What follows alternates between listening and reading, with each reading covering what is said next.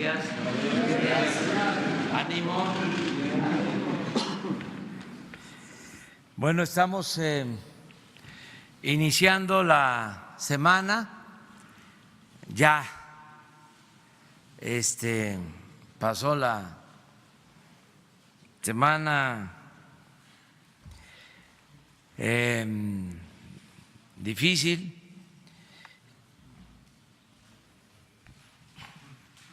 Lo cierto es que sí se vivieron 10 días complicados por el tema de los aranceles, la decisión de imponer esos impuestos a las mercancías que se producen en México y se venden en Estados Unidos. Entonces sí fueron días difíciles, estuvo muy bien nuestra delegación en Washington y pues fueron buenos los resultados. Lo mejor es de que no entran en vigor esos aranceles el día de hoy.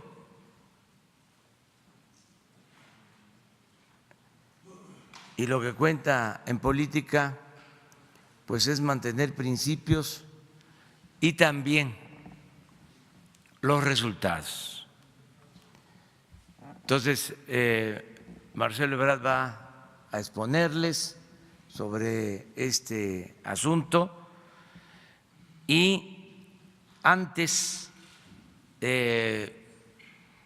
Alejandro Encinas va a darles a conocer lo que significa este día, 10 de junio, por los actos de represión de 1971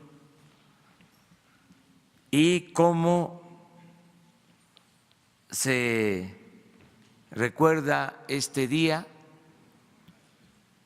haciendo el compromiso de que nunca, jamás debemos de optar por el autoritarismo, por la represión,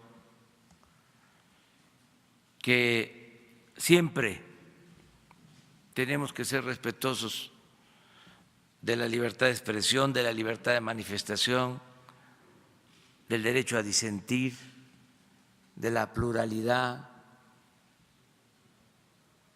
de no usar la fuerza y mucho menos la tortura, la desaparición, el asesinato de opositores, borrar eso por completo, esa historia negra que tenemos que superar en una etapa nueva en este proceso de transformación que se está llevando a cabo en el país. Y por último, Ricardo Sheffield, como todos los lunes, nos va a dar a conocer el quién es quién en los precios de los combustibles. Entonces, si les parece, empezamos con Alejandro. Al final, preguntas y respuestas. Muy buenos días, tengan todas y todos. Con su autorización, señor presidente.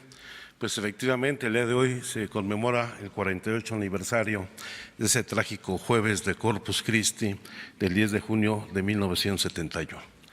Y para hacer esta conmemoración, tener fresco en la memoria estos lamentables hechos con los que se pretendió aniquilar no solamente la disidencia en el movimiento estudiantil, sino la disidencia y la libertad de opinión, expresión en este país, el presidente nos ha instruido que de cara al 50 aniversario que habrá de celebrarse en el año 2021, iniciemos un conjunto de rescates de espacios en donde se llevan a cabo las actividades de tortura y de exterminio de los hombres y mujeres disidentes al régimen en esos años.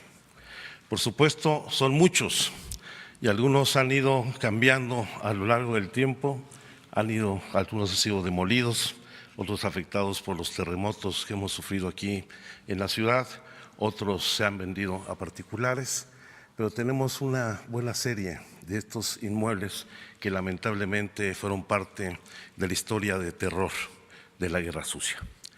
Y el día de hoy vamos a inaugurar un memorial en lo que fueron las instalaciones de la Dirección Federal de Seguridad, que durante esos años pues fueron uno de los lugares de desarrollo de este tipo de actividades ilícitas y autoritarias. El memorial se va a llamar Circular de Morelia, está en la calle de Morelia número 8, en la colonia Romita, y con él, si tenemos ahí la presentación y lo podemos hacer, presentar aquí a todos y todos ustedes, pues se pretende recuperar la memoria y documentar las graves violaciones a los derechos humanos que se cometieron ese año, justamente en los sótanos de lo que fue la Dirección Federal de Seguridad y en particular el lugar donde operaba la Brigada Blanca, y con ello se busca dignificar a las víctimas y contribuir a rescatar la memoria colectiva. Pasan las dos siguientes, por favor. Para este proyecto va a presentar información sobre testimonios, material del Archivo General de la Nación para reconstruir los hechos, y al mismo tiempo se ha habilitado este sitio en el sótano del inmueble, en donde va a presentarse también una plataforma digital conocida como Memorial Virtual, que contendrá en gran medida los archivos que hasta ahora han sido desclasificados en el Archivo General de la Nación, aunque todavía existe mucha información reservada al respecto, y al mismo tiempo veremos cómo estas prácticas en este lugar donde pues estuvieron al frente Fernando Gutiérrez Barrios, Luis de la Barrera, Javier García Paniagua y Miguel Nazar Haro, entre otros protagonistas de esta parte negra de nuestra historia, pues hicieron interrogatorios, torturas, desaparición forzada en este edificio. Como lo van a ver, aquí por favor pasamos a las siguientes. Va a estar todo lo que tenemos hasta ahora disponible en una versión digital de los archivos que nos ha autorizado y nos ha entregado el Archivo General de la Nación. Yo espero que pronto tengamos el total de los archivos que se han integrado ya al respecto. Este inmueble ya lo había señalado yo, está ahí en la colonia Romita y será al mismo tiempo el depositario de una memoria virtual de todos los materiales de la Dirección Federal de Seguridad, una galería fotográfica de las obras plásticas exhibidas en el acto inaugural. Hoy lo inauguraremos a las 13 horas. Nos han donado ya más de 100 obras pictóricas, gente que participó en los hechos de toda la época de la Guerra Sucia como parte de su contribución a la memoria, y se presentará el documental La herencia más dolorosa, de la cual presentaremos un corto. Muchos le dicen tráiler, me gusta decirle corto al final de mi intervención y antes de que intervengan dos de nuestros invitados que son testimonios vivos de lo que se vivió en esos lugares. En este sentido, vamos a seguir rescatando estos espacios de memoria. El siguiente serán los sótanos de la Secretaría de Gobernación. Hay un interés particular del señor presidente de que esto se lleve a cabo. Estamos en estos momentos haciendo los levantamientos topográficos y el rescate de este entorno, y seguramente en los próximos días daremos ya un informe al respecto. Yo les pediría que hiciéramos la presentación. Este es el video que se presentará. Tiene en su versión original una duración de 20 minutos. Hoy simplemente vamos a presentar una síntesis de 1 minuto de proyección.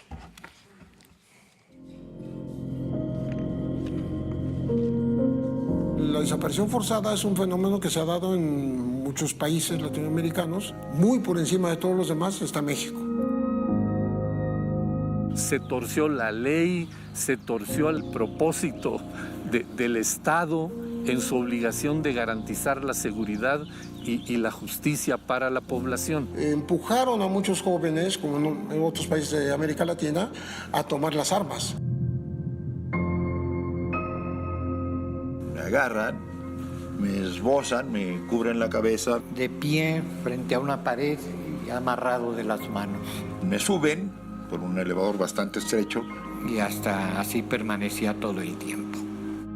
La finalidad de seguridad era la impunidad plena, ¿no? Tenían permiso para todo, para buscar a gente, para torturarla, para encarcelarla, para retenerla durante meses, para matar también. Bien, yo quisiera pedirle al maestro emérito de la UNAM, Alberto Híjar, y a nuestra compañera Marta Camacho, que son sobrevivientes vivos, son sobrevivientes de estos lamentables hechos, pasen aquí al frente y nos den un breve testimonio, pues para quienes vivimos esta tragedia. Yo en aquel entonces era estudiante en la Escuela Nacional Preparatoria y, como dijimos en aquel entonces, ya la fecha, 10 de junio, no se olvida. Alberto.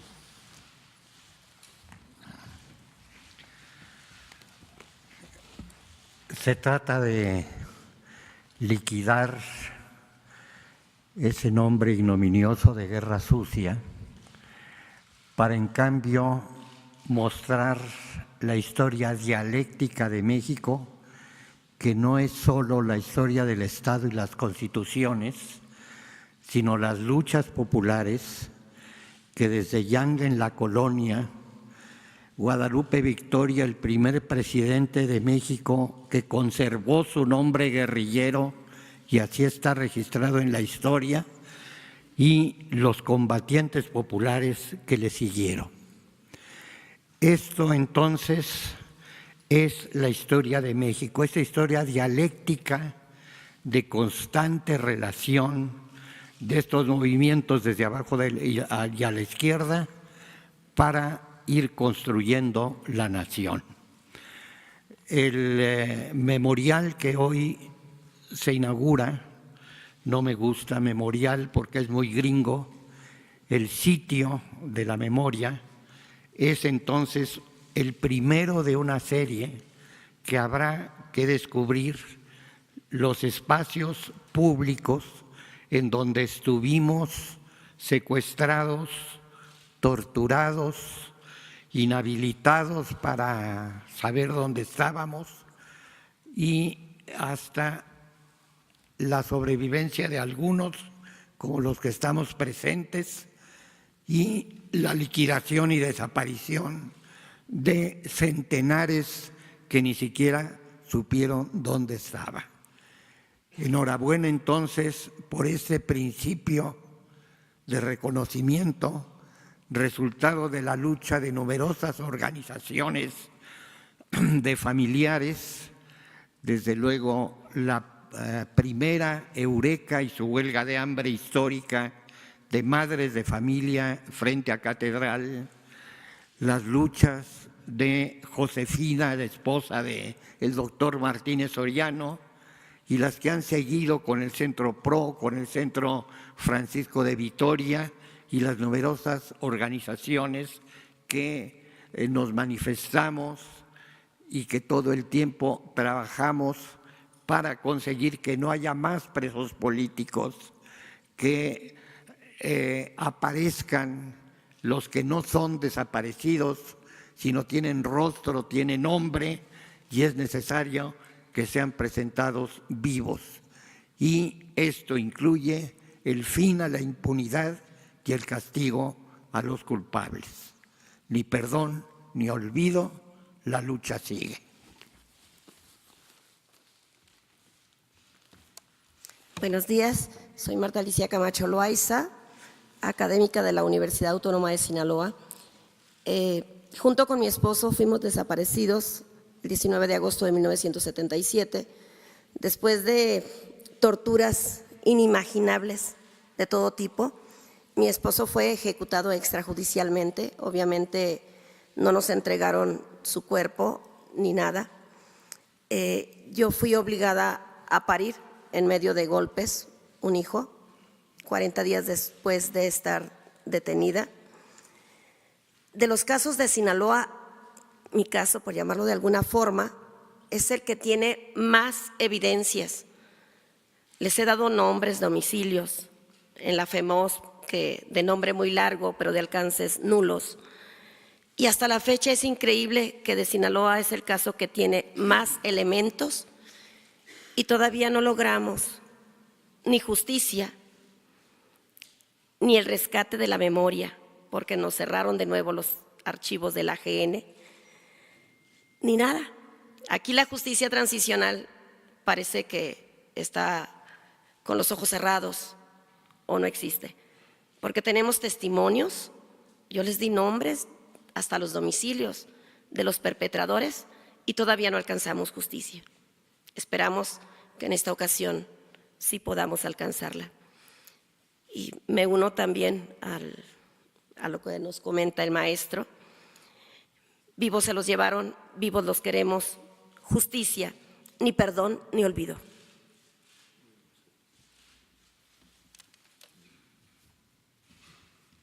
Pues quédense aquí si quieren, si estamos. Tenemos una silla.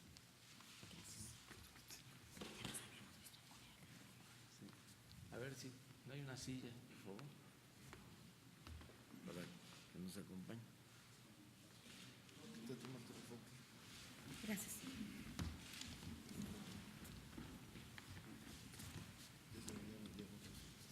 Bueno, vamos a que Marcelo nos explique lo de el acuerdo que se tomó el viernes por la tarde-noche en Washington.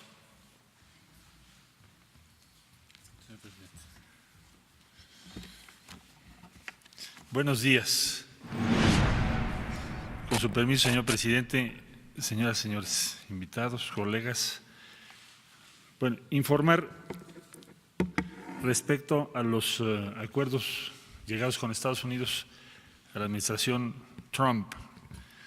Respecto al tema de la tarifa y la migración, primero diría que en lo que lleva este gobierno, en estos meses, esta ha sido la más difícil o el momento más difícil en la relación entre México y Estados Unidos. Y la negociación fue muy difícil, muchas horas, muy tensa, y en esencia lo que ocurrió es que la relación comercial y económica se subordinó a la diferencia sobre el tema migratorio. Eso no había ocurrido. Un objetivo primordial de la negociación fue entonces para nosotros, para la delegación mexicana, volver a separar las dos esferas. Es decir, que la esfera comercial y la relación económica siga su camino y que la esfera migratoria siga el suyo, como estábamos hasta antes de la semana pasada. ¿Qué provocó que esto ocurriese por parte de Estados Unidos? El número de personas que están llegando allá. Es decir, en el mes de mayo, así nos recibieron en la reunión con el vicepresidente, que fue también muy dura. Dura no en el sentido que fueran groseros o otra cosa así, sino muy dura en el sentido de que el tono era casi de ultimátum. Bueno, quiten el casi. ¿Por qué? Porque nos recibieron con el reporte del mes de mayo de aprehensiones hechas en la frontera de los Estados Unidos con México y dieron a conocer una cifra superior a 140,000 personas. Es decir, con esa tendencia de personas que están llegando a Estados Unidos, dicen ellos, a fines de este año estarían llegando más de 1,600,000. El tema de las tarifas, yo quisiera nada más subrayarlo porque por fortuna hoy se ha alejado ese peligro, pero el tema de las tarifas, ¿qué implica para México? ¿O por qué es tan importante tener cuidado con eso? Bueno, en primer lugar hay que tomar en consideración que tenemos un tratado de libre comercio presentado al Senado en México y que está en el Congreso de Estados Unidos, y si se aplican tarifas unilaterales, entonces nos alejamos del modelo del Tratado de Libre Comercio.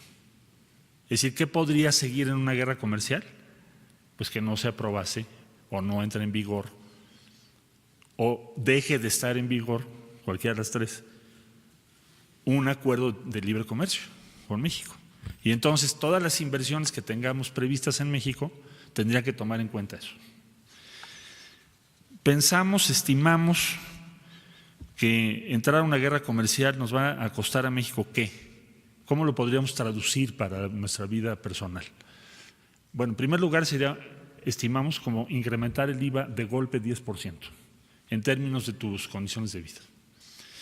Implicaría probablemente la pérdida de 1.200.000 empleos. Implicaría una caída en el Producto Interno Bruto de más de 1 punto. ¿Y esto por qué razón? Bueno, porque primero vamos a tener 5%, luego nos habían marcado el 1 de julio 10%, y entonces esto se convierte en una crisis económica para nuestro país que afecta a toda la población. Entonces, ¿a qué se llegó en esta negociación? Bueno, en primer lugar, aunque ahora voy a leer en detalle los resultados. En primer lugar, se llegó a que los dos temas se separen de nuevo. Entonces logramos que el tema migratorio esté en una mesa y el comercio y las tarifas en otra. ¿Qué se acordó y qué se logró entonces? El gobierno de los Estados Unidos llegó a la reunión donde estuvo el señor vicepresidente de los Estados Unidos diciendo que la única manera de que no hubiese tarifas hoy era que México aceptara y firmara el fin de semana un acuerdo para ser el primer país de asilo, o dicho de otro modo, ser el tercer país seguro. ¿Esto qué significa? Para no ser muy complejo, significa que las personas que quieran buscar asilo, que atraviesen por nuestro territorio, tendrán que hacerlo en México y no podrán llegar a Estados Unidos a hacerlo. Nosotros les dijimos que tenemos muchas reservas sobre eso. Yo mismo declaré llegando a Washington que a mí no me gustaría hacer ese acuerdo. Entonces, después de muy intensas negociaciones, llegamos a 2 medidas, una propia y otra de ellos, y se acordó un plazo para hacer las cosas y ver quién tiene razón. La medida mexicana, ¿qué fue? Informarles algo que ya ha sido informado a la opinión pública en México, que es que la Guardia Nacional Mexicana va a cubrir todo el territorio nacional y también la frontera sur. Eso no se deriva del acuerdo con Estados Unidos. Eso ya estaba establecido. Lo quiero subrayar porque he visto comentarios en los medios de algunas personas que dicen que vamos a militarizar la frontera sur. Bueno, eso es inexacto. En primer lugar, porque es la Guardia Nacional. Y segundo lugar, porque está incluido esa presencia en esos municipios en el plan que ya se había presentado. ¿Qué es lo que se va a hacer? Pues hacer el despliegue más rápido. Bueno, eso sí, pero nada más. ¿Qué se pretende con esto en combinación con el Instituto Nacional de Migración? ¿Qué se pretende? ¿Cuál es el objetivo? También se dice se va a criminalizar a los migrantes. México nunca haría eso, y menos este gobierno. Es decir, ¿por qué alguien se quiera mover eso no lo convierte en criminal? ¿Qué es lo que se va a hacer? Se va a hacer un proceso que ya se anunció desde que entró este gobierno, que es que las personas que cruzan nuestro país en primer lugar tienen que registrarse. A ver, yo regresé de Washington, hice fila y presenté mi pasaporte y soy el canciller de México. Y si no hubiera traído mi pasaporte, a bien habría hecho la autoridad migratoria de mi país en ponerme en una sala, aunque sea el canciller de México. Y eso es para protección de todas las personas de nuestro país. Eso no es criminalizar a nadie. No podemos tener transitando por México a 600,000 personas y no sabemos cómo se llaman. Entonces, la decisión que se está tomando es, vamos a pedirles que se registren y vamos a decirles qué opciones hay. Y México no puede permitir que haya un flujo de 1,5 millones de personas sin saber cómo se llaman siquiera por su territorio. Segundo, Estados Unidos, la decisión de Estados Unidos es, miren, hoy en día estamos aplicando la 235 famosa, que también nos han criticado mucho, que por qué se está aplicando, la 235. Esa no es una decisión de México, ni es un tratado, es una resolución de Estados Unidos. Y esa ley no la hizo el gobierno del presidente Trump, la hizo un gobierno demócrata anterior. ¿Y qué dice esa ley? persona que esté buscando o esté solicitando asilo de mi lado, ellos dicen que están saturados y que tienen miles y miles de personas. Y a juzgar por las cifras que han dado, pues sí es verdad, porque si tienen 600,000 personas cuando antes solían tener 180,000, pues puede ser que sí estén saturados. Bueno, entonces lo que dijeron es, vamos a poner en México personas que ustedes puedan admitir para que terminen su proceso de asilo. Y es lo que estamos haciendo. ¿Cuántos hemos recibido? Más o menos 10,000 personas, según se informó hoy en la mañana. Para aquellos que dicen que nos van a mandar cientos de miles, hay 10,000. ¿Y por qué estamos haciendo eso? Porque estamos comprometidos con que esa persona termine su proceso de asilo. ¿Por qué no los deportamos? Porque respetamos el derecho de asilo. ¿Por qué los apoyamos? Porque respetamos el derecho de asilo. Bueno, Estados Unidos nos dijo, lo voy a hacer en otros puntos. Bueno, entonces, ¿qué es lo que nosotros vamos a hacer? Pues hacer lo mismo, es decir, vamos a permitir que esas personas terminen sus procesos de asilo. Esa es la medida que Estados Unidos tomó, es la 2. Entonces, el punto 1 es de la Guardia Nacional, el punto 2 es la 235. Punto 3, lo explico porque hay tweets del presidente Trump y me dicen que sí hay acuerdos secretos paralelos o que qué más dimos, que si los granos, en fin, voy a explicarlo lo más preciso porque además la instrucción que tenemos es hacer una diplomacia transparente. Ambas partes, dice, están de acuerdo en que en el caso de que las medidas adoptadas, ¿cuáles? Las dos anteriores que acabo de explicar, no tengan los resultados esperados, ¿cuáles? Que los números se estabilicen y vayan hacia abajo, entonces tomarán medidas adicionales. Ahora, ¿qué es lo que aceptamos nosotros? Dice, de ser necesario México y los Estados Unidos a fin de enfrentar los flujos migratorios irregulares y las cuestiones de asilo, continuarán sus conversaciones sobre los términos de otros posibles entendimientos. Voy a explicarlo. Ya les dije que en la reunión con el vicepresidente de Estados Unidos, ellos estaban insistentes en lo de tercer país seguro o primer país de asilo. Entonces les dijimos que yo creo que este fue el logro de la negociación más importante. Pues tengamos un plazo para ver si México y lo que está proponiendo tiene razón y si no, nos sentamos entonces a ver las medidas adicionales que ustedes proponen y otras que pensamos nosotros. Por ejemplo, nosotros que pensamos que un sistema de distribución de responsabilidad sobre asilo tendría que ser regional, tendría que participar la ACNUR. ¿Por qué? Porque es evidente que en Centroamérica tenemos una crisis mayúscula. ¿Cómo se explica que haya este número tan inmenso de personas que están buscando? Esto ya es un éxodo. ¿Qué sucede en Centroamérica para explicar esto? ¿Cómo podemos organizar una respuesta razonable? Entonces, ¿qué es lo que nos comprometimos? A que si no tienen éxito las medidas que estamos proponiendo, tengamos que sentarnos a discutir con Estados Unidos y con otros países como cuáles, Guatemala, Panamá, Brasil.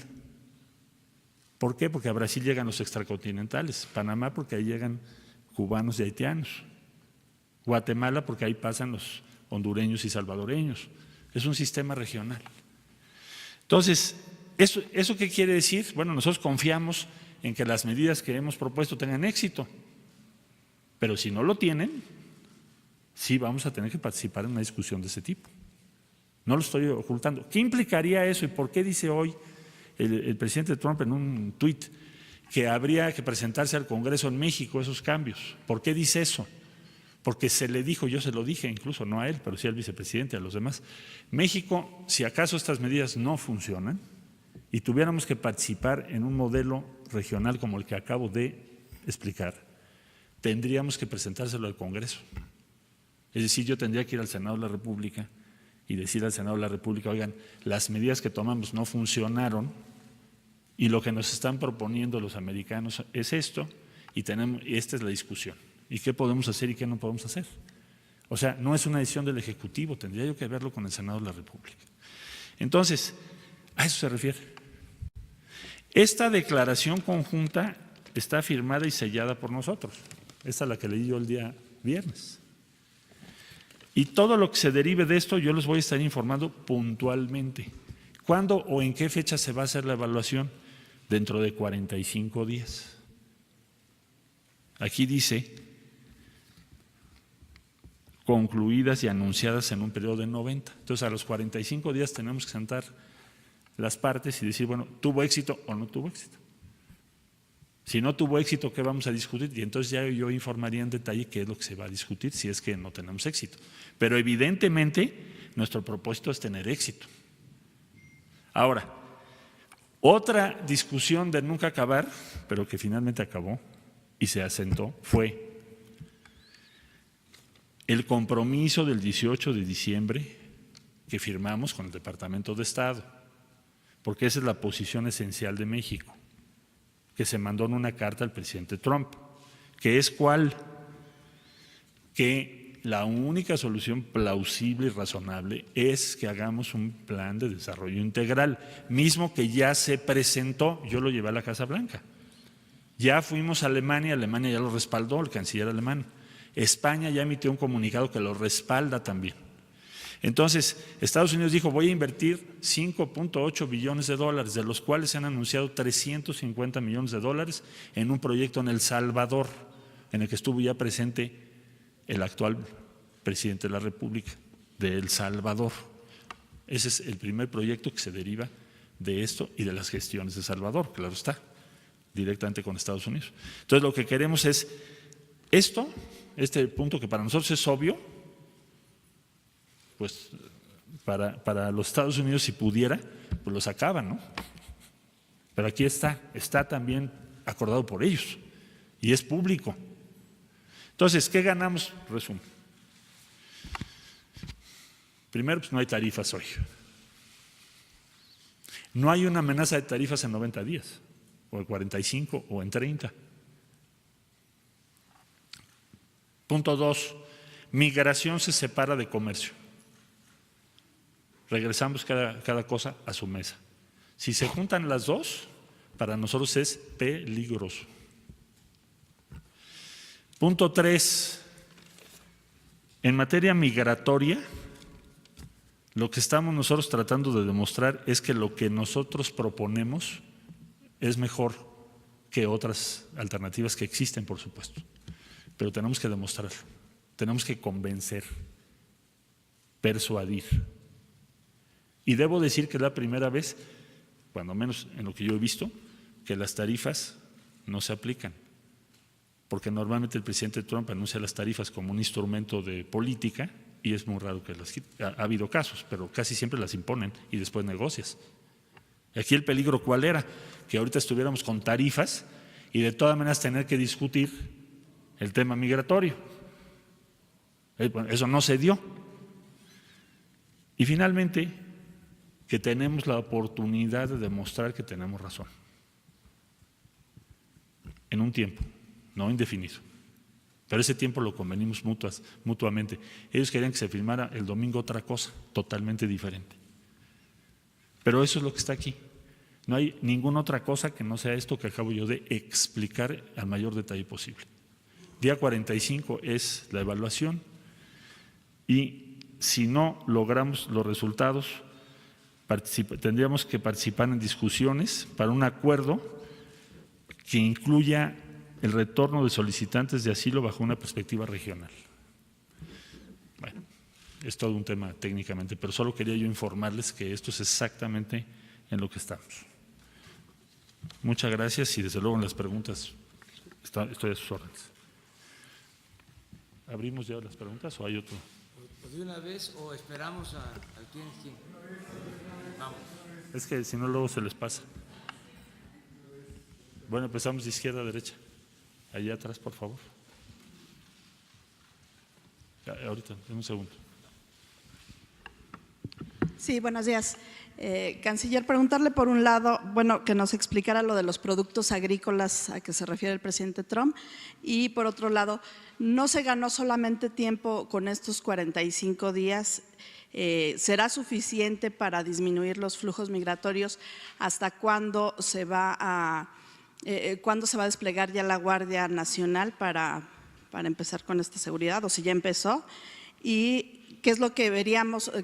¿Cuál es su meta en 45 días? ¿Qué se busca lograr mediante este plan? Sí, muchas gracias. Bueno, es que el viernes, jueves, miércoles de la semana pasada, mi horizonte de tiempo eran 2 días. Entonces, si tú me dices ganamos 45, se me hizo buenísimo, porque eran 2 días, 3. Y además el tiempo en contra, porque la tarifa del día 10 ya estaba prevista, ¿no? Bueno, pues ¿qué tengo que hacer? Pues voy a tener que hablar con las organizaciones, con los compañeros de los países centroamericanos, porque nosotros siempre hemos sido solidarios con ellos, siempre. Es más, el Plan de Desarrollo Integral de Centroamérica, México es el que lo ha presentado en todo el mundo, hasta la Casa Blanca. Entonces, ¿qué vamos a pedirle a los colegas de Centroamérica, a las organizaciones migrantes, a todas las compañeras y compañeros que tenemos? Que le ayuden a México. O sea, que demostremos, si queremos un programa de desarrollo en Centroamérica vigoroso, demostremos en 45 días que sí vale la pena, que lo podemos hacer entre todos. Es lo primero que vamos a hacer. Lo segundo, me preguntas de la Guardia Nacional. Bueno, según se informa por las autoridades correspondientes, esto ya tiene una base, ya están instalados una base. Lo que se va a hacer es ampliar los números. Yo no tengo las cifras exactas, pero seguramente en el transcurso del día las podemos dar.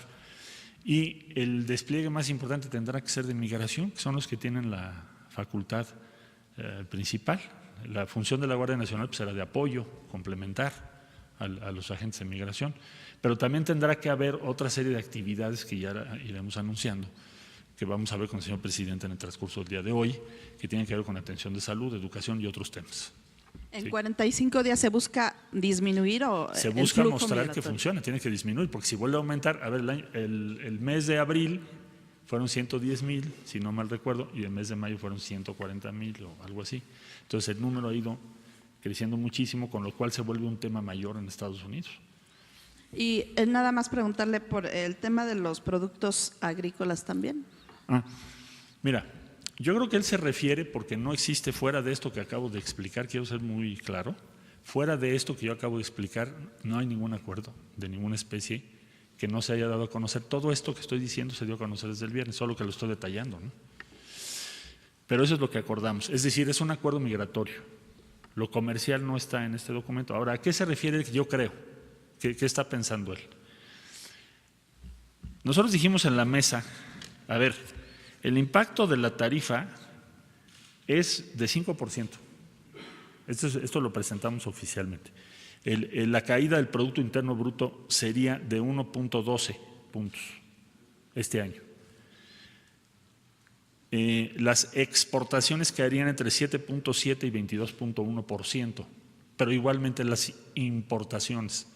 La más importante importación mexicana, o una de las más importantes, son granos de Estados Unidos. Y en México se perderían 1.2 millones de empleos. Entonces, en el momento que no se aplican las tarifas, es al 5. Si te vas al 10, bueno, pues entonces tienes un impacto todavía mucho mayor. Pero bueno, eso es lo que presentamos. Entonces, al momento de no aplicarse las tarifas, me supongo yo que él está calculando que entonces va a ser un impulso un poco mayor al crecimiento económico y que eso también va a aumentar nuestras importaciones, entre otras de granos. Eso es lo que yo pienso que está él diciendo. Pero no tenemos un acuerdo específico sobre productos de esa naturaleza. ¿Estás tú, por favor? Secretario, buenos días. Buenos días. Roberto Cruz, de Impacto Revista, Diario y TV.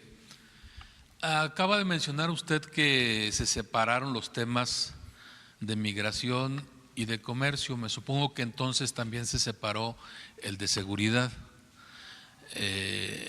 Y me supongo que entonces el presidente de Estados Unidos, Donald Trump, tampoco ya no tiene nada más que decir o guardarse por ahí en la bolsa sobre seguridad, sobre lo que nos acaba usted de decir y sobre lo que él acaba de decir que va a revelar. Con lo que usted nos comenta, entonces ya no hay nada más que él pueda revelar. Ahora bien, con este paso que se dio ante Estados Unidos, y como decía Calderón, pues haya sido como haya sido, suponemos entonces que Estados Unidos pues también aceptó algunas cosas. En este acuerdo Estados Unidos echa para atrás su amenaza de muro. Estados Unidos se compromete a frenar el tráfico de armas de Estados Unidos a México. Estados Unidos se compromete a consumir menos droga de lo que consume. Esas serían mis preguntas. Tengo otra pregunta, es otro tema, es sobre seguridad. Lo que acaba de ocurrir sobre Norberto, el joven universitario, no sé si la haga ahorita, presidente, o al rato. Muy bien, son mis preguntas. Soy breve contigo. Bueno, el mayor riesgo para México, como ya expliqué yo, fue y es el tema de las tarifas y que se cancele, se suspenda o se deje para otra ocasión el acuerdo comercial con México. Entonces, lo que se logró es que la tarifa no se aplique. Eso ya de entrada es para nosotros muy importante. Ahora, lo segundo, el punto del desarrollo en Centroamérica, fíjense bien lo que estamos diciendo. México no pidió para sí. No hay ningún punto que diga que a México le den dinero, que a México no sé qué, que hay otros temas que podríamos plantear, pero no planteamos eso. Planteamos, y lo aceptó el gobierno de Estados Unidos, que dice lo siguiente: Estados Unidos reitera su beneplácito al Plan de Desarrollo Integral lanzado por el Gobierno de México en conjunto con los gobiernos de El Salvador, Guatemala y Honduras para promover los objetivos del desarrollo. México y los Estados Unidos liderarán el trabajo con socios nacionales e internacionales para construir una Centroamérica próspera y segura y así abordar las causas subyacentes de la migración con el objetivo de que los ciudadanos puedan construir mejores vidas para ellos y sus familias en casa. Esto para nosotros fue lo más importante en este acuerdo después de las tarifas. Pero es hablar por Centroamérica, no por México. ¿Por qué no hablamos por México? Porque habrá otros foros, otras ocasiones y porque nos preocupan los migrantes centroamericanos. Si no nos preocuparan, pues entonces ¿para qué metemos ese artículo? Mejor hubiera yo puesto, oigan, arreglen esto, den a México dinero, hagan lo otro. No, nosotros somos leales con la gente de Centroamérica y aquí está escrito. Ahora, no es cualquier cosa, ¿eh? Es el único compromiso que ha firmado la administración Trump de desarrollo con una región del mundo, ya no digo de América Latina. Y esto nos costó muchísimo al de La Voz, a la embajadora Marta Bárcena, que tuvo una participación muy destacada, a Víctor Villalobos y a Graciela Márquez y a todos los que participamos. Entonces, ¿qué ganó México? Pues aquí está, su visión sobre la solución del problema está admitida, respaldada y reiterada por Estados Unidos, pero no solo eso, asumen aquí que van a liderar y junto con nosotros, que esto se lleve a cabo. Entonces, nos parece un avance significativo, eso es lo que se logró, además de que no se nos apliquen una tarifa. Voy allá, por favor. ¿Van a ser de 5 a 8 preguntas o una? 2, si me permite, canciller. Preguntarle, entonces no se tiene, usted dice que las negociaciones iniciaron muy duras. ¿No llegó a Estados Unidos con una cifra de disminución del paso de migrantes, una cifra o un porcentaje de cuántos migrantes buscan que ya no crucen su frontera? Sí. Bueno, ellos dicen que cero. Digo, que cero, que no pasen por México. Pero evidentemente yo creo que esa es una posición imposible, muy difícil. Entonces, a ver, en la primera reunión que tuvimos, nosotros planteamos que se podría reducir el flujo de manera más o menos apreciable, importante, en 5 meses. ¿Por qué 5 meses? Porque el presidente Trump en su tuit de la tarifa nos había manejado 5 meses, ¿te acuerdas? 5, 10, 15, 20, 25. Desde luego que una tarifa de 25 es un colapso de la economía mexicana, sin duda. Pero el plazo, digamos, así lo entendimos, de 5 meses estaba ahí establecido. Entonces, primero fue desechada la postura o la posición mexicana o no se tomó como suficiente en esa reunión, por eso tuvimos una reunión el día siguiente. Ellos estaban insistentes en que México ya firmara un acuerdo de tercer país seguro. ¿Esto qué significa? que las personas que van hacia Estados Unidos se queden en México y hagan su trámite de asilo en México, no en Estados Unidos. Nosotros les dijimos que no nos parecía aceptable ese tema. Ahí empezó la discusión. Eso fue el día que tuvimos la reunión, que fue el miércoles. Todo el jueves fueron los razonamientos de nosotros sobre estos 4 temas, los 4 que les llamó felizmente nuestra embajadora los 4 pilares de esta posible negociación. Entonces, eso fue todo el jueves.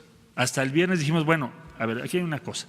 Si lo que nosotros decimos funciona, entonces ayúdanos en Centroamérica a que haya mejores condiciones de desarrollo. Y ya lo que importa no es el medio para lograrlo, sino el fin, que es que el flujo migratorio tenga números razonables. Ellos dijeron, bueno, si no funciona tu medida, entonces tú vas a tener que discutir la que yo propongo, que se nos hizo un trato razonable. Es decir, si nosotros tenemos razón, pues ya salimos adelante. Si no tenemos razón, tenemos que volver a hacer una ronda de conversaciones y negociaciones para buscar otras medidas. Especialmente, ¿cuál van ellos a proponer? Pues esa, el primer país de asilo. ¿Qué es lo que nosotros decimos? Tiene que estar ACNUR, tiene que ser regional, eso fue lo que dijimos en la mesa. Todo esto que estoy diciendo es lo que se acordó, no hay otra cosa. Yo les dije claramente ahí, por eso lo menciona hoy el presidente Trump, que si tuviéramos que llegar al escenario de que las medidas que nosotros tomamos no funcionan, cualquier cosa que acordamos yo tengo que ir al Senado de la República. México no puede hacer acuerdos que no sean del conocimiento del Senado de la República. Y por eso lo dice hoy, porque se lo subrayé, se lo dejé muy claro al equipo negociador del presidente. Entonces, en 45 días México no tiene un compromiso ya firmado de reducción de migración específico, es decir, está abierto todavía en 45 días o sea, a no negociación. tengo una cifra, porque si hubiese una exacto. cifra la habría yo puesto aquí, es lo que estás tú preguntando. Si hubiera una cifra que yo tengo que lograr, aquí estaría, pero no hay una cifra. Es de que tenga, como lo pusimos es, no tengan los resultados esperados. Pero no se dificulta cuando se inicia en una negociación donde usted dice ya, ellos querían 0 migración. En 45 días se puede esperar que también sea una meta así de ambiciosa. Te entiendo. Yo diría que si sigue subiendo el número y el flujo de personas que no sabemos cómo se llaman por México, nuestro argumento no va a tener. ¿Qué significaría? Pues que no tuvimos éxito. Si hay una reducción en esa condición, pues entonces habremos tenido éxito. Y eso nos da un enorme elemento de negociación frente a Estados Unidos. Perdóneme una cosa más, nada más. Decía que Estados Unidos no quería incluir… Réplica. Pero era réplica. ¿Para hechos o para...? Solo esta es la segunda, digamos. Que Estados Unidos no quería incluir el acuerdo y que… ¿No quería cuál? Incluir el acuerdo de desarrollo, el Plan Centroamericano de Desarrollo, pues que al principio no querían. ¿Cuáles eran las razones que le dieron para no incluir? Porque para ellos no querer creen incluir? en eso. Ellos creen… A ver, vamos a entender algo que yo me tardé un poco en comprender adecuadamente.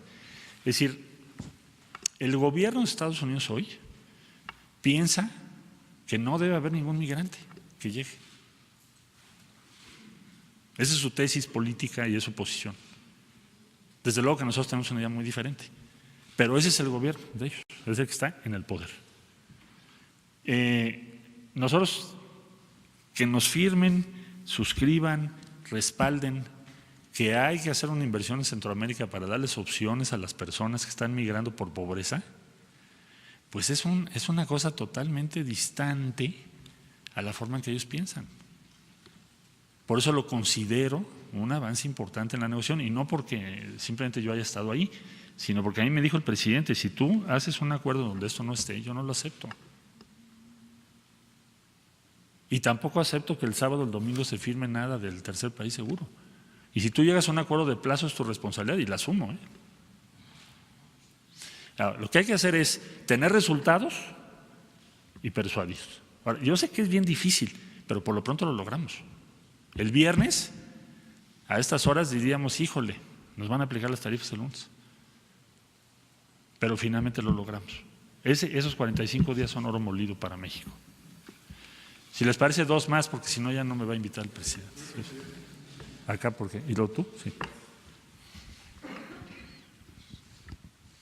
Buenos días, señor canciller. Carlos Montesinos de la Hoguera. En concreto, ¿qué le va a pedir a sus colegas de Centroamérica, ya que entendemos que pues, todavía no está andando el plan de desarrollo?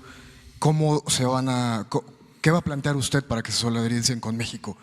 ¿Mayor control migratorio, fortalecimiento de las fronteras, recepción de sus deportados? ¿Qué les va a plantear? Dos cosas, dos compromisos nada más. Uno, que entre todos logremos hablar con las diferentes organizaciones, hacer un compromiso común para que no siga creciendo el número, porque sigue creciendo el número al que le van a aplicar tarifas en algún momento dado en el futuro, si es que esto no lo logramos corregir, pues va a ser a México.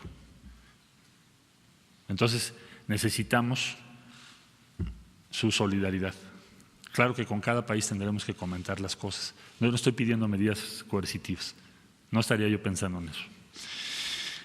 La segunda cuestión, que aceleremos el paso para echar a andar nuestro programa. O sea, el plan que acabo de decir depende de una serie de proyectos, en fin, que no es el motivo de esta conferencia, pero la instrucción que me ha dado el presidente es que tendría que empezar antes de los 90 días, el plan. Porque así como ellos tienen prisa, nosotros también. Me refiero a Estados Unidos, no a los países centroamericanos. Y si me permite, ahorita tengo una pregunta para el subsecretario Encina, señor presidente. Con esto cerramos el capítulo. Señor presidente, buenos días. Señor canciller, señor subsecretario, tenemos una reunión pendiente encomendada por el presidente desde hace 2 semanas. Ha sido un mes muy intenso para México. Sí. Desde luego que hubo críticas por su llegada anticipada a Estados Unidos. Seguramente aprovechó todo ese tiempo. Obviamente la incertidumbre rodeaba el escenario nacional. Y bueno, naturalmente se generó aquí una convocatoria para una concentración masiva en Tijuana, promovida en este espacio. Y bueno, en el caso de una negociación fallida, el acto programado en Tijuana hubiese sido, si lo tratamos de contextualizar, en la primera derrota cívica cultural en la precandidatura de Donald Trump. Esto debido a que México pudo haber buscado una reorientación hacia el mundo hexapolar y al mismo tiempo de que 25.4 millones de votos dentro de Estados Unidos estarían en riesgo para el republicano. La pregunta es, ¿qué tan significativa fue la advertencia del consenso popular en las negociaciones que sostuvo con el equipo norteamericano? El himno nacional lo dice, ¿no? Y retiemble en sus centros la tierra. Esperaríamos también réplicas al interior de Estados Unidos. ¿Y qué tanto lo hizo valer? Yo diría que lo más importante que hubo en todas esas largas horas que tuvimos de negociaciones fue el respaldo de la gente en México. Y por eso pues llegamos hasta las últimas horas de esa posible negociación, planteando estos elementos que están aquí. Los hicimos valer en cuanto a que los resultados nos parecen son favorables. Yo no diría, si tú pones una comparación quién ganó qué, lo más importante es que no nos aplicaron tarifa, no tenemos una contracción económica, no vamos a pagar un IVA de 25% o 26% de un día para el otro. Y en todo esto que se combinó, México tiene o preservó la posibilidad de demostrar que lo que está diciendo tiene validez. Ahora, si fallamos y si no tenemos resultados, pues entonces sí ya no vamos a tener argumentos sólidos para plantear una ruta diferente. Entonces tenemos que tener éxito, estamos obligados a ello. Pero ese derecho lo hicimos valer. Muchas gracias. Pues es que ya… Sabemos, pero hay 2 preguntas que quisiera hacerle, que creo que cierran esta situación. Primero, las repercusiones, presidente y canciller, las repercusiones que va a tener el regreso de los migrantes a México en tanto dura el proceso de asilo. ¿Cuáles van a ser las repercusiones y qué se va a hacer en ese sentido? Y la segunda, de una vez el hago para que no se pierda más tiempo. Se logró lo de los aranceles, pero ¿qué hay de los tomateros? Se tocó el tema porque se están están en una situación muy difícil. ¿Y qué hay de ellos? ¿Se logró o algo o no? Todo el ambiente de la relación, la esfera de la relación con Estados Unidos, porque es una prioridad de su presidente, y ahora ya van a empezar su campaña, el día 18 de junio empieza la campaña ya, algo así, porque el tema prioritario, el top, es migración. Todo el ambiente de la relación con México depende de eso. Los tomates también, en fin, todo lo que se quiera. Entonces, nos estamos rifando mucho en estos próximos días para demostrar que efectivamente puede haber soluciones efectivas, razonables, y si logramos eso, pues muy probablemente, muy seguramente vamos a poder navegar otros problemas. El que tú me preguntas, el tomate es uno de ellos. No obedece necesariamente a la migración, pero nos ayuda en el ambiente general.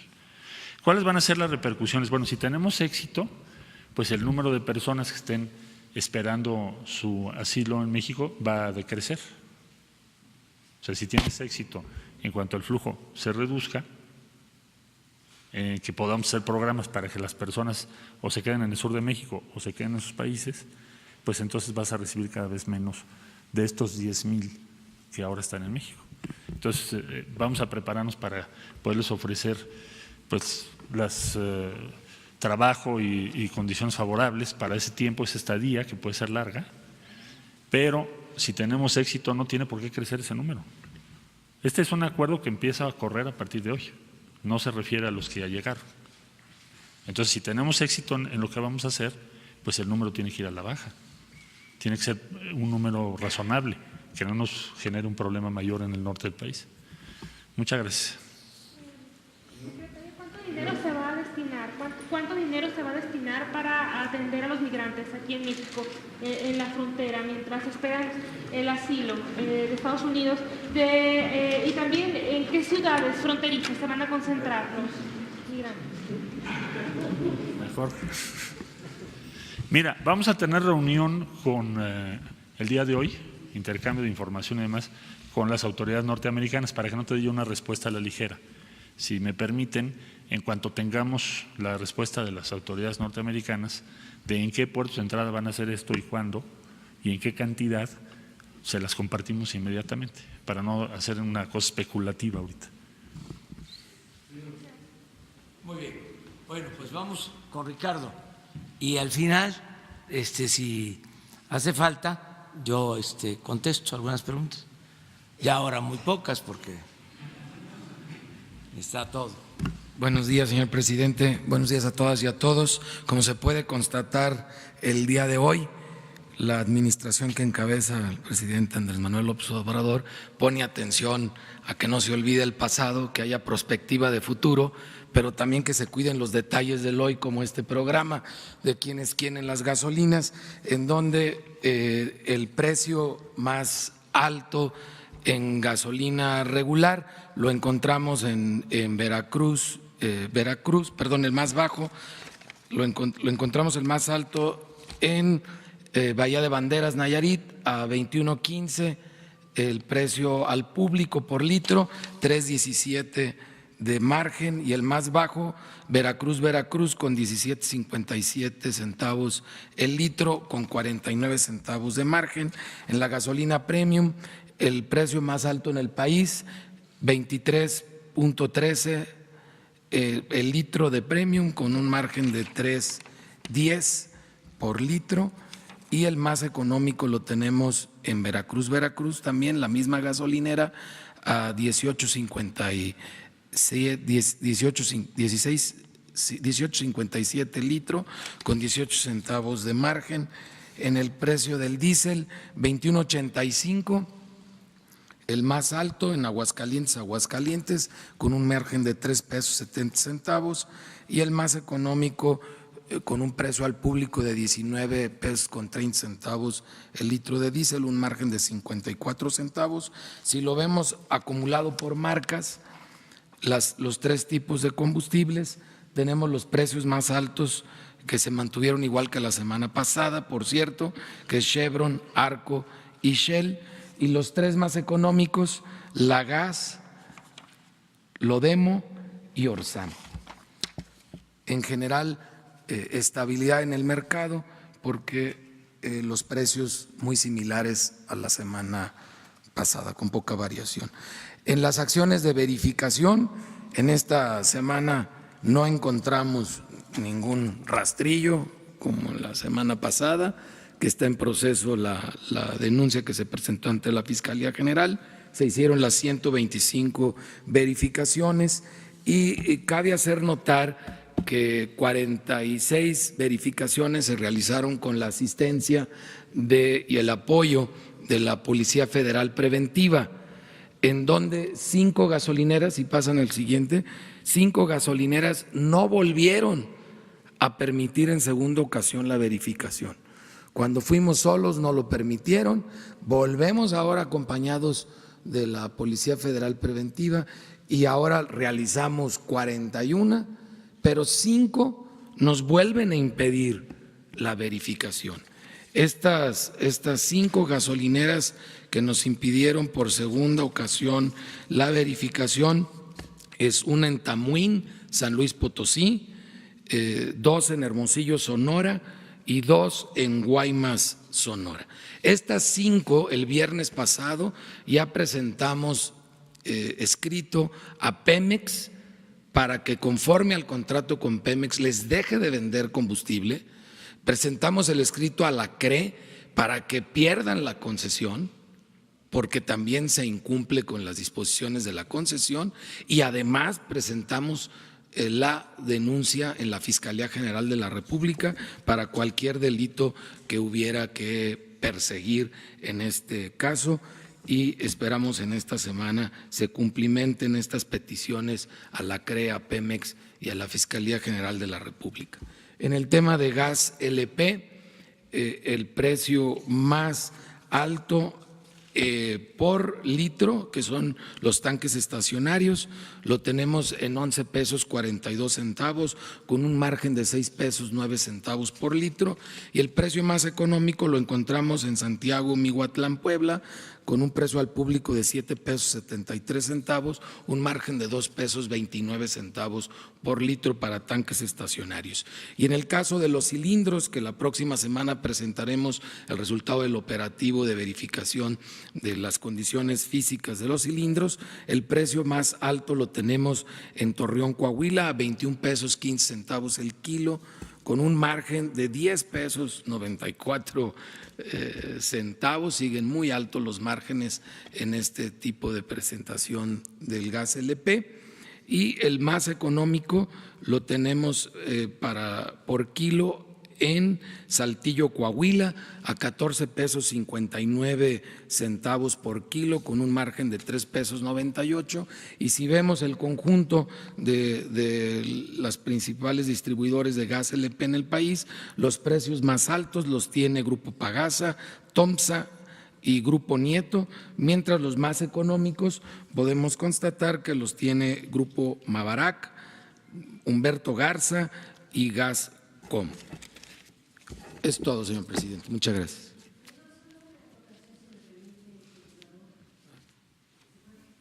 Sí. ¿Hubo algún impacto, Rocío Méndez, Noticias MBS, después de que se eliminó este subsidio a la gasolina premium? Gracias. En esta semana no notamos ninguna variación, como ustedes lo pueden constatar. Bueno, pues la verdad es que no somos pitonizos. No nos corresponde a nosotros estar haciendo proyecciones al tema. Nosotros hacemos verificaciones en campo, son 10,000 productos y servicios que monitoreamos a través de quienes quieren el precio. Solo reflejamos hechos que están sucediendo en el mercado. Ya veremos la próxima semana qué reflejan los números. A Ricardo, si no mal recuerdo, si la cifra no me falla, ya son en todas estas semanas de ejercicio alrededor de 50 gasolineras o un poco más de 50 gasolineras que no se han dejado verificar en todas estas semanas. Me has platicado tú, Ricardo, de esta situación difícil, no solo de que no se dejan verificar, sino la situación de los verificadores en cuanto a que son amenazados, intimidados, levantados, etcétera. Yo les preguntaría, ¿habrá un esfuerzo desde el Ejecutivo para que no se les dé tantas oportunidades a los empresarios, a los gasolineros, y que no se dejen verificar? Es decir, porque ahora la primera es que se les cobra una multa que a veces ni pagan. La segunda, la fuerza pública, que ya vimos, y tú lo estás diciendo ahora, tampoco sirve porque van con la fuerza pública y se siguen negando a verificar. Y la tercera es ya dejar en la mesa de Pemex y de la CRE la posibilidad de que dejen o no de operar. La pregunta es, ¿habrá un esfuerzo desde el Ejecutivo, desde la Presidencia, desde la Procuraduría, para que se acompañe de un esfuerzo legislativo y los gasolineros desde la primera vez que no se dejan verificar, inmediatamente se les retire la concesión? Estamos hablando de 12.500 estaciones de servicio en el país, alrededor de 330 después de enero, febrero y marzo, que se tuvo el combate frontal al huachicol, que dio muy buen resultado, como informó el señor presidente. 330 no volvieron a abrir. De las que quedan, efectivamente son menos de 60 que se han negado a ser verificadas, y estamos hablando de más de 2,000 gasolineras ya verificadas en este semestre. Entonces el número es relativamente bajo, y de estas casi 60 son 5 nada más que se da un segundo paso porque ni con fuerza pública respondieron. Y este segundo paso pues ya es definitivo, pues van a dejar de estar operando. Yo creo que es muy importante que respetemos el Estado de Derecho y vamos agotando las diversas instancias que la ley y la norma establecen para dar esa seguridad jurídica a todos, no solo a los consumidores, sino también a los proveedores de bienes y servicios. Y en el caso de, como efectivamente comenté en una entrevista contigo, donde encontramos en enero y febrero múltiples ocasiones, sobre todo en Tamaulipas, Michoacán y Sinaloa, de presencia de personas con armas de alto calibre en las gasolineras, afortunadamente en estas últimas semanas ya no nos hemos enfrentado a este fenómeno. Entonces yo veo que va habiendo un avance, creo que es importante respetar la ley, y respetando la ley vamos poniendo en el lugar a cada quien. Como dice el señor presidente, ese frijol con gorgojo hay que ir separando. Los gorgojos no son la mayoría y los vamos separando y vamos procesándolos conforme marca la ley. ¿No sería una prioridad, digamos, cambiar las leyes o empujar este cambio de las leyes para que sea desde la primera vez cuando se les retire la concesión y sea, digamos, se les castigue? Porque parece ser que a veces tienen mucha manga ancha y pueden hacer con la autoridad lo que quieran. Más que la ley, lo que hay que hacer es valer los contratos de las concesiones, porque ahí está ya escrito. Hay que hacer respetar lo que ya está escrito. No es realmente la necesidad de una reforma de fondo, sino de la aplicación de la ley que ya existe. Gracias. Bueno, miren, para redondear, primero a la pregunta sobre las gasolinas, reitero el compromiso de no aumentar en términos reales los precios de las gasolinas, del gas, del diésel, de la luz. Así de claro. No van a aumentar en términos reales, porque ahora que Hacienda aplica una disminución en el subsidio a una de las gasolinas, de inmediato salen nuestros adversarios a pronosticar que ahí viene un gasolinazo. No van a haber gasolinazos. Se va a cumplir el compromiso de que no haya aumentos en términos reales en los combustibles. Una de las cosas más importantes de esta conferencia es el que nos permite aclarar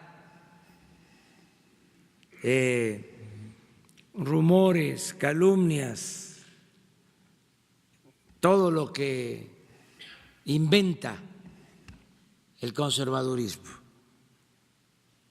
y sus voceros. Entonces, eso lo quería dejar muy en claro. Dos, decir que se hace el compromiso, que es algo sublime, de no utilizar nunca, jamás la fuerza, la represión para detener las expresiones de inconformidad contra el gobierno. Nunca más el autoritarismo, la represión en México. Esto lo dejo de manifiesto en un día que se recuerda un acto de represión que no se va a olvidar. Eso es importante. Nosotros no vamos a torturar a nadie, no van a haber desaparecidos, no se va a mandar a asesinar a nadie. Este es un gobierno respetuoso de los derechos humanos, del principal derecho humano, el derecho a la vida. No es un gobierno autoritario como los que existieron lamentablemente en nuestro país. Y lo tercero es decir que estoy muy contento, satisfecho con el acuerdo que se alcanzó con el gobierno de Estados Unidos. Muy contento, feliz, porque evitamos una crisis económica, financiera. No era una cosa menor. Los técnicos, los economistas,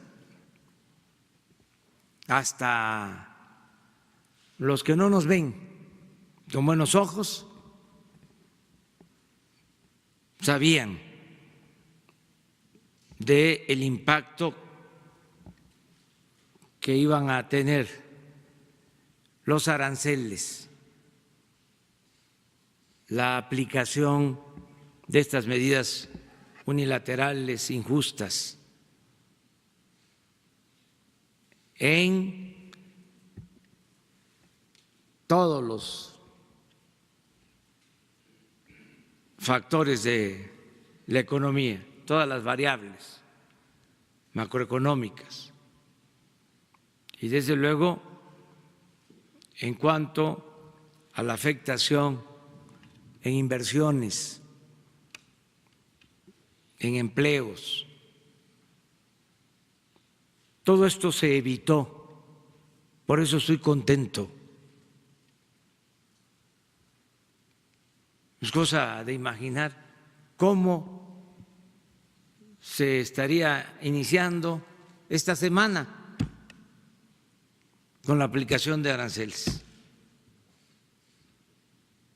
No he visto,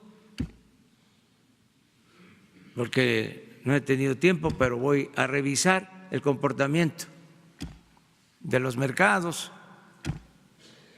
y de la situación de nuestra moneda. Y estoy seguro que se va a apreciar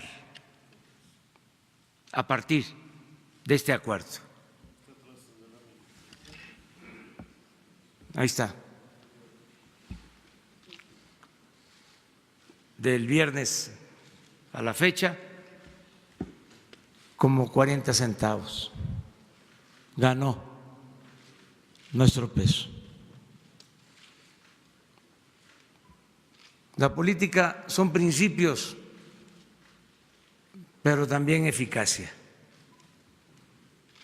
resultados. Y quiero agradecerle a todos los mexicanos por su apoyo, de todas las corrientes de pensamiento, de todos los partidos, legisladores y sobre todo al pueblo de México, que nos ayudaron a cerrar filas, porque así nos presentamos con fuerza para enfrentar esta amenaza. Agradecerle mucho también a los ciudadanos estadounidenses que actuaron de manera comprensiva con México. Agradecerle a los que nos representaron en las negociaciones. Tenía yo comunicación con ellos de manera constante, pero estaban entregados, sometidos a fuertes presiones y siempre actuaron con respeto y diplomacia, evitando la confrontación. Los que participaron, el secretario de Agricultura, la secretaria de Economía, desde luego la embajadora de México en Estados Unidos, el asesor de la presidencia, Lázaro Cárdenas, y el secretario de Relaciones Exteriores, Marcelo Ebrard, que coordinó a todo el equipo y lo hizo muy bien.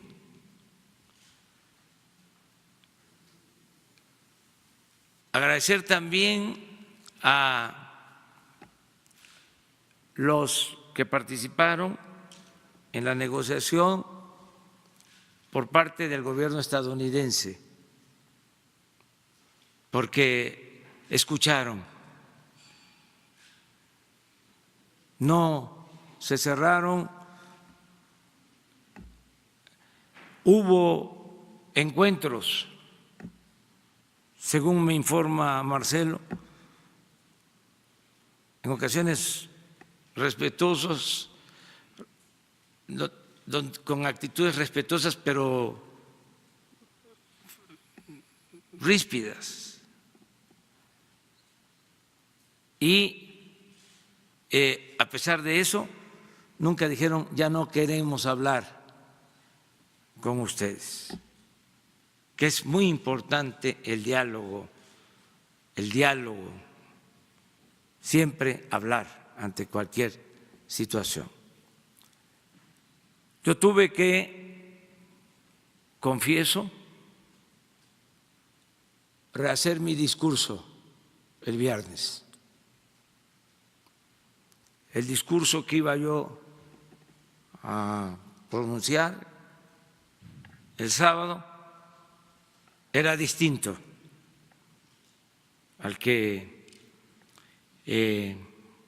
terminé dando el sábado, porque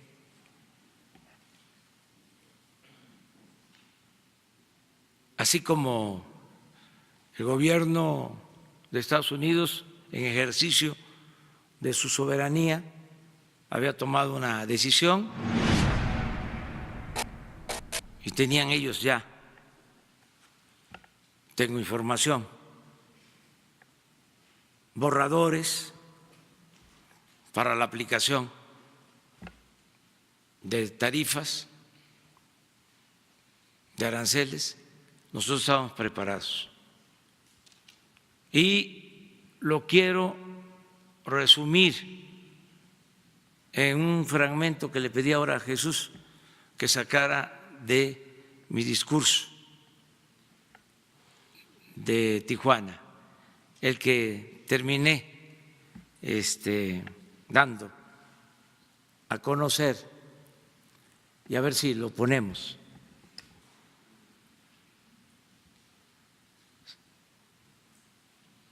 Celebramos el importante acuerdo de ayer, es decir, del viernes,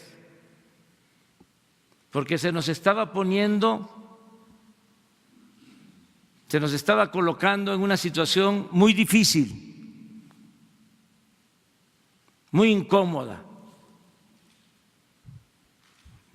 agregaría indeseable.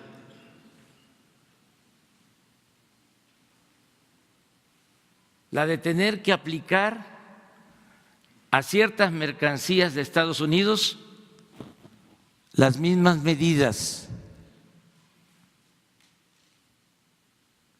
restricciones comerciales similares a las que se iban a imponer a las exportaciones mexicanas.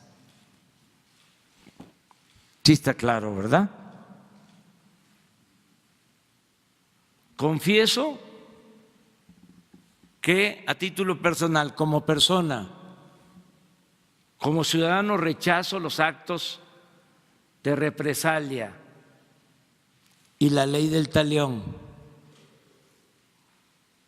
Soy un pacifista convencido, inspirado en los ejemplos de Gandhi, de Martin Luther King, de Nelson Mandela. Sin embargo, como jefe y representante del Estado mexicano, no puedo permitir a nadie que se atente contra la economía de nuestro país, y menos que se establezca una asimetría injusta, indigna para nuestro gobierno y humillante para nuestro pueblo. Afortunadamente ayer se impuso la política sobre la confrontación, el viernes por la tarde-noche, y debo reconocer que hubo voluntad para buscar una salida negociada al conflicto de parte del presidente Donald Trump y de sus principales colaboradores. Al presidente Donald Trump, por eso, lo repito, no le levanto el puño, sino una mano abierta y franca. Y le reiteramos nuestra disposición a la amistad, el diálogo y la colaboración. Y agrego, por el bien de nuestros pueblos. Esta es la esencia del discurso del sábado. Quiero también aclarar que hablé por teléfono con el presidente Trump y aun cuando la evaluación comienza en 45 días, yo propuse, y así está en el acuerdo, que cualquier decisión que se tome se haga en un plazo de 90 días.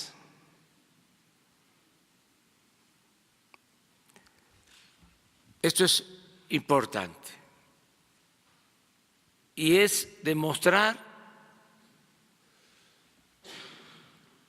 que se puede atemperar el flujo migratorio sin el uso de la fuerza, respetando los derechos humanos, con programas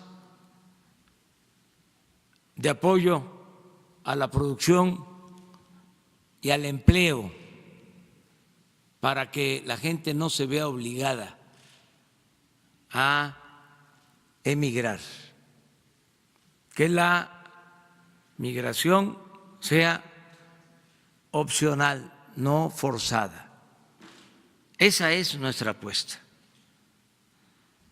Y vamos a demostrar que sí se puede. Hoy tengo una reunión con ese propósito, con miembros del gabinete, para reforzar toda la política de desarrollo, de bienestar y de atención a migrantes. Y les vamos a estar informando. Y estoy optimista y estoy seguro de que no van a haber represalias, porque no van a haber motivos de ningún tipo. Y México va a seguir siendo un país con oportunidades para la inversión, para la creación de empleo, sobre todo un país justo, un país libre, un país soberano. Entonces es hoy un buen día, iniciamos la semana de otra forma. Tampoco crean que no dormíamos, estábamos relajados.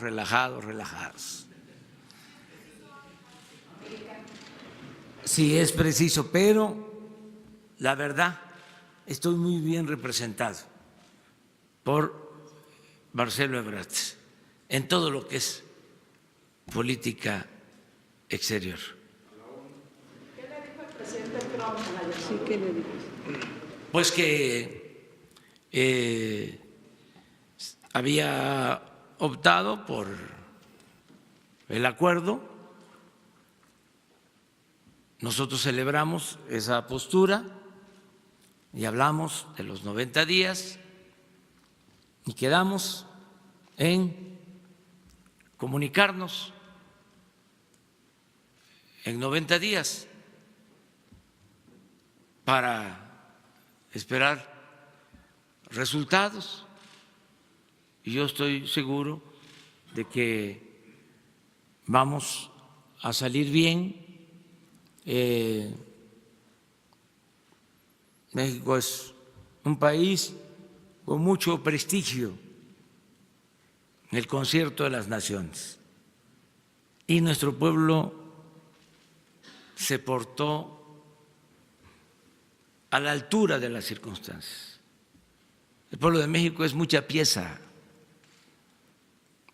Imagínense que indígenas, campesinos, obreros, empresarios, ayudando. Tengo que agradecer aquí a empresarios que se manifestaron en apoyo. El presidente del Consejo Coordinador Empresarial estuvo todo el tiempo en Washington ayudando. Carlos Salazar, porque se habla de nuestra delegación gubernamental, pero hubo una delegación del sector privado encabezada por Carlos Salazar, presidente del Consejo Coordinador Empresarial. También agradezco mucho el respaldo de los gobernadores, de los legisladores, de los presidentes municipales. La verdad, mucha unidad Y ayer, antier, en Tijuana también agradecí el apoyo de los medios de información en el país, porque se abrieron los espacios, hubieron medios que llamaron a cerrar filas,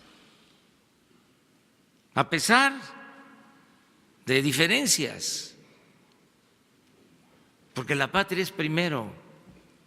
¿Cómo no voy a agradecer eso? Ni siquiera voy a hablar de los que en uso de sus derechos, de sus libertades, hicieron cuestionamientos, porque no fue eso lo que prevaleció. Fue más la solidaridad de los mexicanos. Y decirles, hoy iniciamos la semana en una circunstancia distinta y vamos a cumplir los compromisos y vamos hacia adelante. Sí, 3, porque ya me tengo que ir exactamente a la reunión para que no fallemos. A ver. Presidente, y aprovechando que está también el secretario Marcelo Ebrard, ya se iba. Bueno, hace algunos años, a principios del 2000, ustedes enfrentaron una situación muy parecida y realmente la resolvieron, la inseguridad.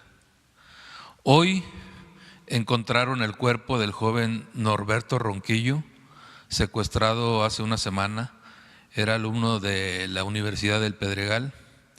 Es un hecho que vuelve otra vez a lastimar a la Ciudad de México.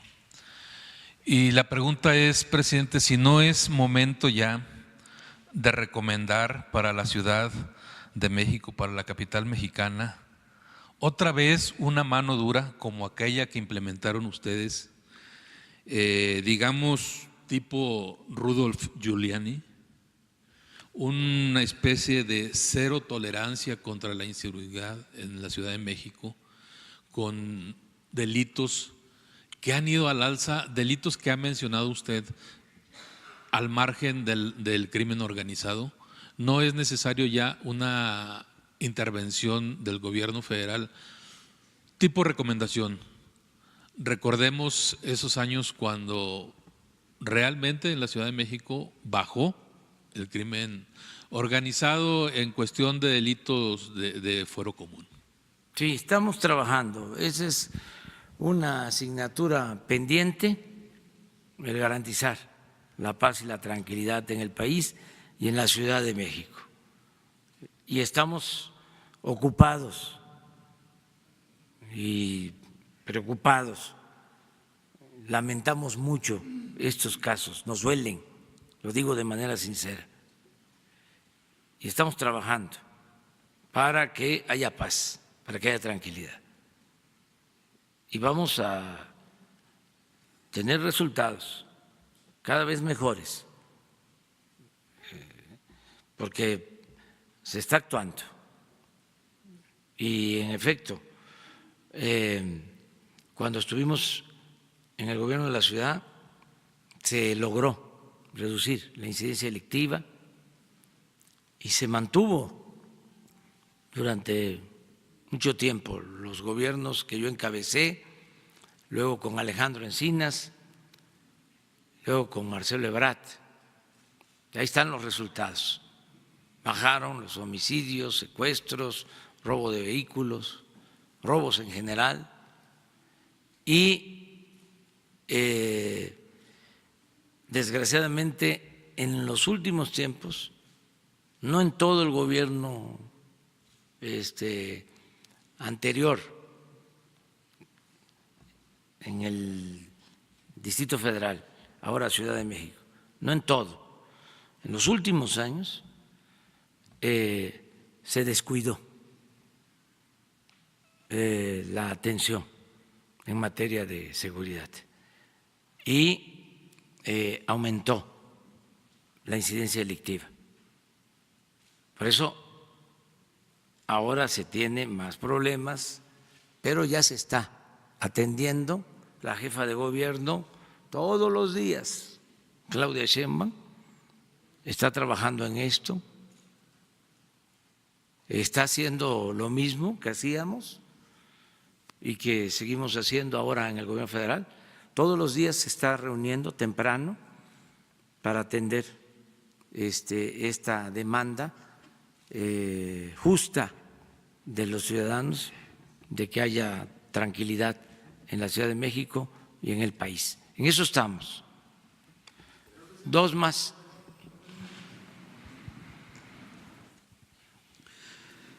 Jefe del Estado mexicano, Carlos Pozos, reportero de Petróleo y Energía.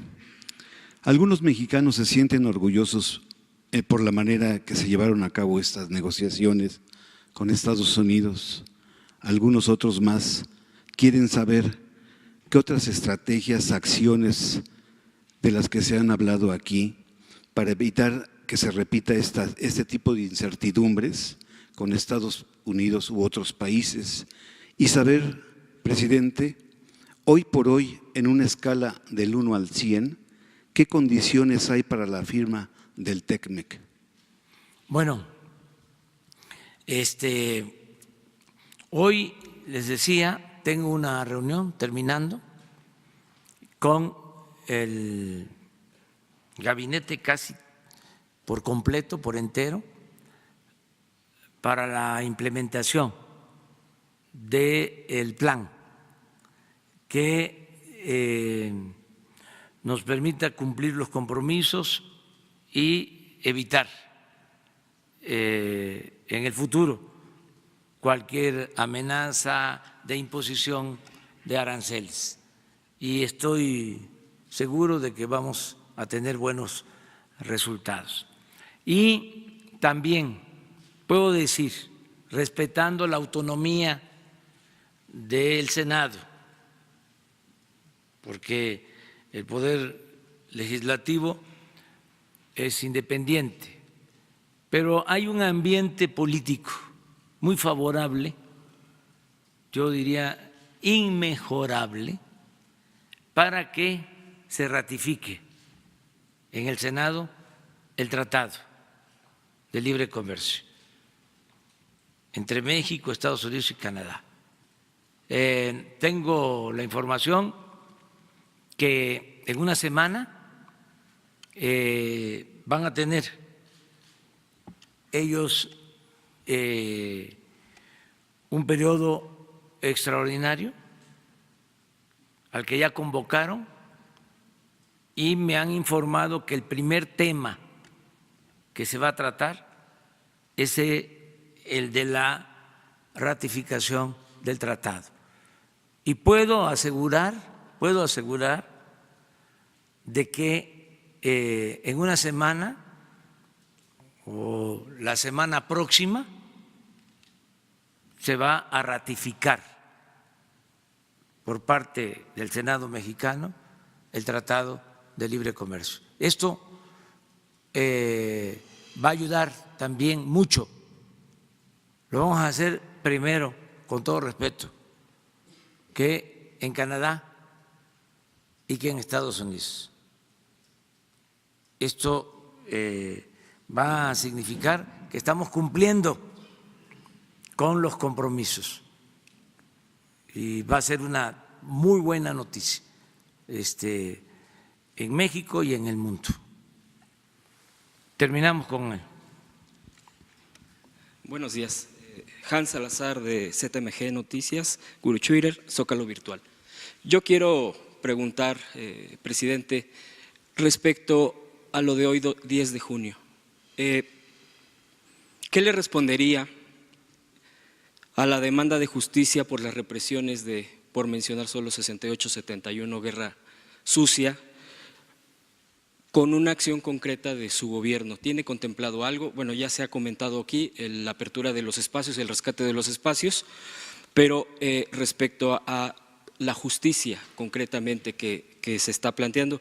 En sexenios pasados, y se ha manoseado mucho el tema de las comisiones de la verdad y todo este tipo de cosas.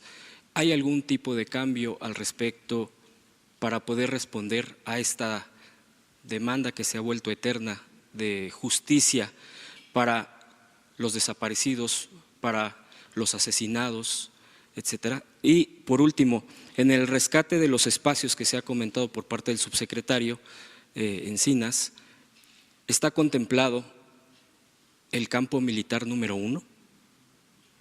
Gracias. Mire, va a haber justicia,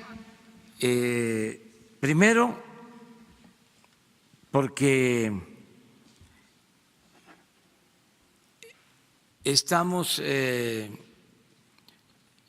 aceptando los agravios, las violaciones que se cometieron.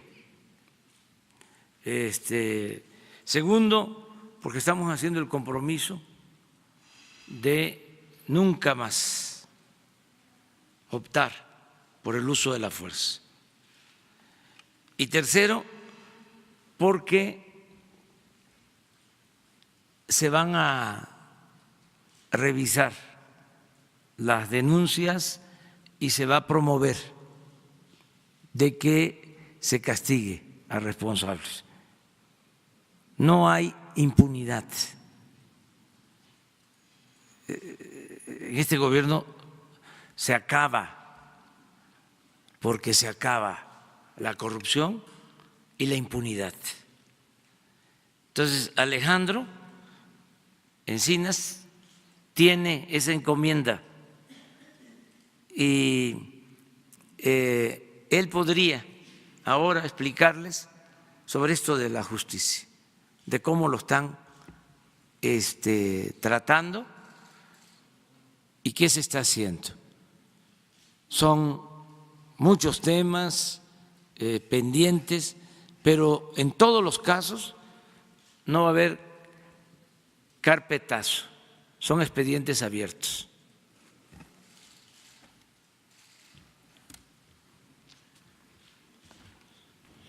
Por supuesto que vamos a continuar con todas las investigaciones sobre los crímenes cometidos en el pasado. Más aún, en la Comisión Nacional de Búsqueda hemos integrado un área especializada para el esclarecimiento de la verdad y atender la demanda de todas las organizaciones y las familias y los propios agraviados para atender esta situación que data de más de 50 años en algunos casos.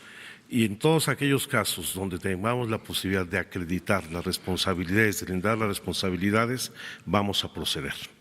De acuerdo a la última reforma, el reglamento de la Secretaría de Gobernación, vamos a instalar ya una unidad para el fortalecimiento de todo el sistema judicial.